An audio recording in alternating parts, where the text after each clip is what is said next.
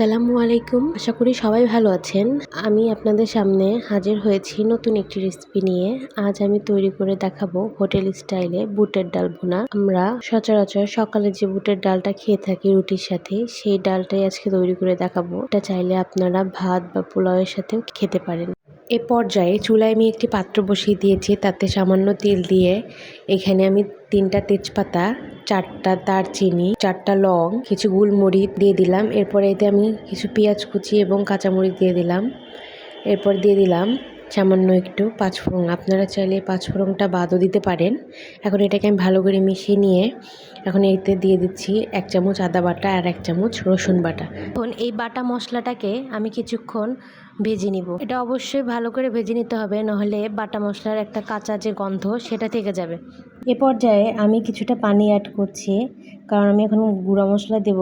এখন এখানে আমি 1/2 চামচ হলুদের গুঁড়া, 1 চামচ জিরা গুঁড়া আর 1.5 চামচের মতো ধনিয়ার গুঁড়া দিলাম।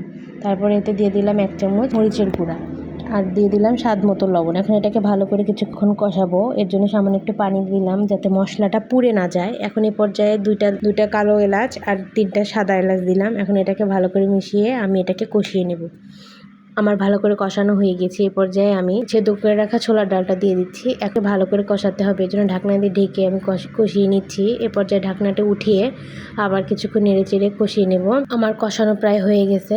এখন আমি এতে পর্যাপ্ত পরিমাণ পানি অ্যাড করব, যাতে করে বুটের ডালটা ভালো করে সেদ্ধ হয়ে যায় এবং একটা গ্রেভি, একটা যে ঘনত্ব থাকে ভাব ডালে, সেটাও যাতে বজায় থাকে। এখন ঢাকনা দিয়ে ঢেকে চুলার হিটটা হাই করে দিয়ে আমি 2 মিনিট অপেক্ষা করব। দেখুন অনেকটাই বলক চলে এসেছে।